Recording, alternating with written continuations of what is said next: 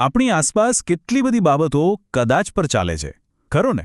કદાચ આજે વરસાદ આવશે, કદાચ આ ટીમ મેચ જીતી જશે, પણ શું આ કદાચને કોઈ ચોક્કસ આંકડામાં ફેરવી શકાય? ખરો ને? બસ એ જ તો છે સંભાવનાનું વિજ્ઞાન, જે આપણને અનિશ્ચિતતાને માપવાની એક અદ્ભુત કળા શીખવે છે. બસ આ જ સવાલનો જવાબ છે સંભાવના. એ એક એવી ગાણિતિક ભાષા છે જે આપણને અનિશ્ચિતતા સાથે વાત કરવાની અને તેને સમજવાની તક આપે છે. એમ સમજો કે તે તકને આંકડામાં ફેરવવાનો એક શક્તિશાળી રસ્તો છે. તો ચાલો એકદમ પાયાથી શરૂઆત કરીએ. સંભાવનાને એક સ્કેલ તરીકે વિચારો, જે 0થી શરૂ થઈને 1 પર પૂરો થાય છે. આ સ્કેલના 2 છેડા છે. એક છેડે છે અશક્ય ઘટનાઓ, જે ક્યારેય કોઈ પણ સંજોગોમાં બની જ ન શકે, જેમ કે સૂર્ય પશ્ચિમમાંથી ઉગે, અને બીજા છેડે છે ચોક્કસ ઘટનાઓ, જે બનવાની 100% ગેરંટી હોય. સંભાવનાની આખી રમત આ 2 છેડાની વચ્ચે જ રમાય છે. જે ઘટના અશક્ય છે એનો આંકડો છે 0, એકદમ 0. જેમ કે એક સામાન્ય પાસા પર 7 આવવાની વાત કરીએ, તે શક્ય જ નથી, એટલે તેની સંભાવના 0 છે. અને એનાથી બિલકુલ ઊંધું, જે ઘટના બનવાની જ છે, 100% ગેરંટી, એની સંભાવના છે 1. આ નિશ્ચિતતાનો આંકડો છે. સારું, તો આ 0 અને 1ની વચ્ચેના જે આંકડા છે એને કેવી રીતે શોધવાના? એનો પણ એક બહુ જ સરળ અને તાર્કિક રસ્તો છે. ચાલો પાસાનું સૌથી ક્લાસિક ઉદાહરણ લઈએ. કોઈ પણ ગણતરી કરતા પહેલા સૌથી પહેલો અને સૌથી અગત્યનો સવાલ, કુલ કેટલી શક્યતાઓ છે?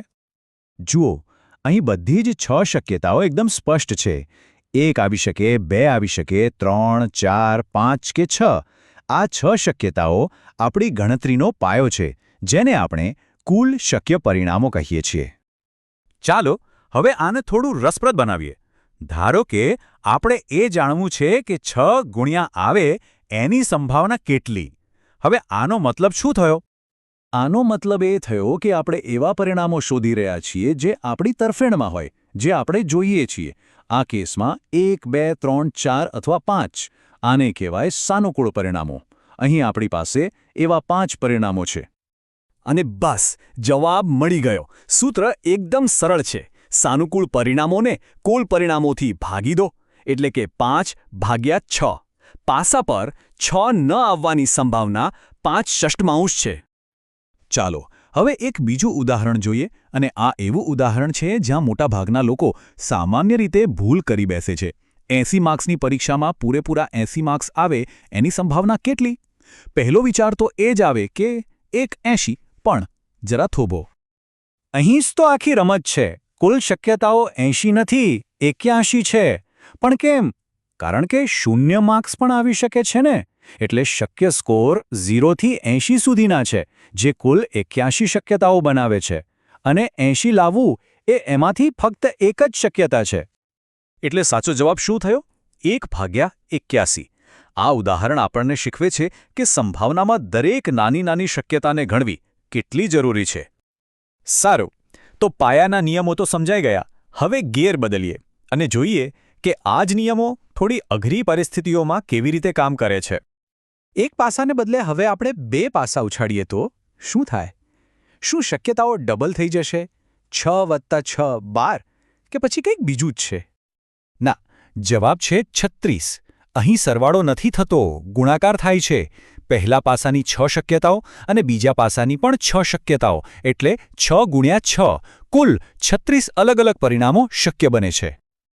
અને હવે એક ક્લાસિક કોયડો. આ એવો સવાલ છે જે સંભાવનાના ઘણા વિદ્યાર્થીઓને મૂંઝવી દે છે. લીપ વર્ષમાં 53 રવિવાર. સાંભળવામાં થોડું અઘરું લાગે, પણ ચાલો આપણે સાથે મળીને એને તોડીએ. જો આનો ઉકેલ બહુ જ સરળ છે. જો આપણે એને નાના ટુકડાઓમાં વહેંચી દઈએ. પહેલી વાત, લીપ વર્ષમાં કેટલા દિવસ હોય? 366, બરાબર? એટલે કે 52 પૂરા અઠવાડિયા અને ઉપરથી 2 દિવસ વધારાના. હવે 52 અઠવાડિયાનો મતલબ શું? 52 રવિવાર તો પાક્કા જ છે. તો આખો ખેલ પેલા 2 વધારાના દિવસો પર જ છે. તો એ 2 દિવસો કયા હોઈ શકે? જુઓ, અહીં 7 શક્ય જોડીઓ છે. એક ક્રમમાં જ હોઈ શકે, ખરું ને? હવે આમાંથી આપણે એવી જોડીઓ શોધવાની છે જેમાં રવિવાર આવતો હોય. ધ્યાનથી જુઓ, એક છે શનિ રવિ અને બીજી છે રવિ સોમ, એટલે કે આપણને 2 સાનુકૂળ જોડીઓ મળી. તો થયું ને સરળ. કુલ 7 શક્યતાઓમાંથી આપણી તરફેણમાં 2 શક્યતાઓ છે અને આ રહ્યો આપણો જવાબ 2/7. જે કોયડો આટલો જ જટિલ લાગતો હતો એનું રહસ્ય કેટલું સરળ નીકળ્યું. હવે સંભાવનાનો એક ખૂબ જ સુંદર અને છેલ્લો નિયમ સમજીએ જે આખા વિષયને એક સાથે જોડી દે છે. આ નિયમ શું કહે છે? એ કહે છે કે કોઈ પણ ઘટનામાં જેટલી પણ શક્યતાઓ છે એ બધીની સંભાવનાનો સરવાળો કરો તો જવાબ હંમેશા 1 આવશે. આનો સીધો અર્થ એ છે કે કંઈક તો બનશે જ એ વાત 100% પાક્કી છે. ચાલો ફરીથી પહેલા પાસાના ઉદાહરણ પર જઈએ. 1 આવવાની સંભાવના કેટલી? 1/6. 2 આવવાની? એ પણ 1/6. એમ દરેક આંકડા માટે 1/6. હવે આ 6 ટુકડાઓને ભેગા કરો. 1/6 વત્તા 1/6 વત્તા 1/6 એમ 6 વાર. તો શું મળે? 6/6 એટલે કે 1. એક આખું ચક્કર પૂરું થઈ ગયું, જ્યાં કોઈ પણ શક્યતા બહાર રહેતી નથી. તો સંભાવનાના આ બધા નિયમો જાણ્યા પછી એક સવાલ મનમાં આવે છે. શું હવે આપણે આપણી આસપાસની દુનિયાને, પછી એ હવામાનની આગાહી હોય કે શેરબજારની ઉથલપાથલ, એક અલગ જ નજરથી નહીં જોઈએ? આ નિયમો જાણ્યા પછી આ કદાચ અને અનિશ્ચિતતા જેવા શબ્દો થોડા ઓછા ડરામણા અને વધુ સમજવા જેવા લાગે છે, ખરું ને?